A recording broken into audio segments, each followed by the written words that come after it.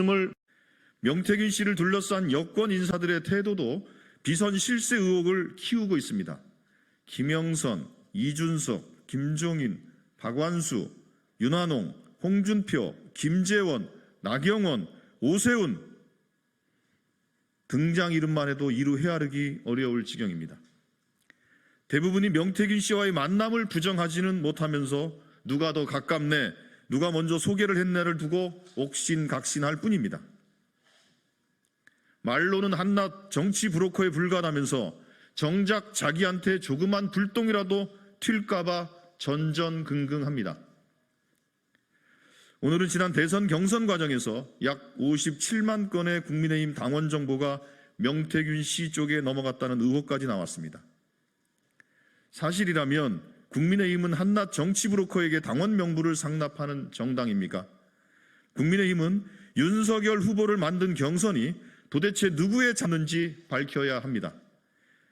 경선 6개월간 윤석열 대통령 부부와 매일 아침 통화했다는 명박사의 입김이 어디까지 미쳤는지 국민은 묻고 있습니다.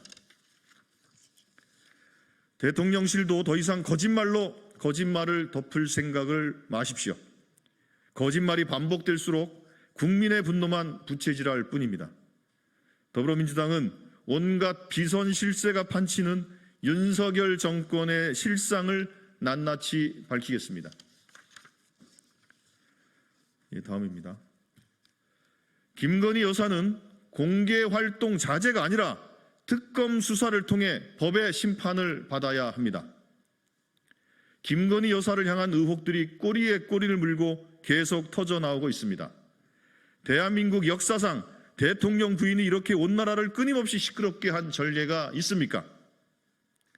국민들의 들끓는 민심에 여당 대표까지 김건희 여사의 공개활동 자제를 요청했지만 이건 근본적인 해결책이 아닙니다. 김건희 여사를 둘러싼 의혹과 논란은 이미 대선 전부터 있어 왔습니다.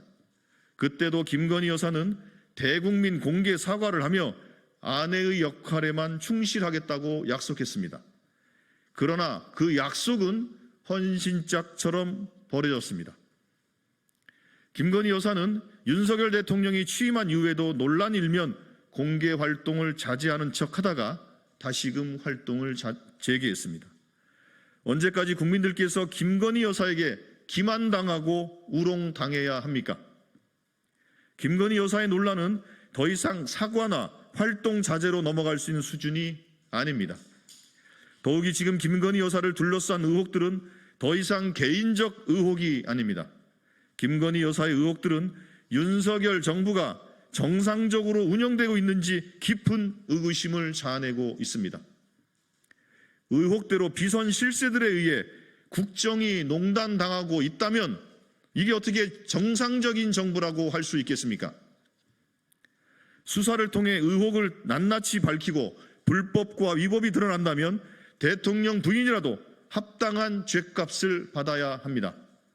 김건희 여사를 따라다니는 의혹들은 모두 단 하나의 혐의만으로도 법의 심판을 받고도 남을 사안입니다.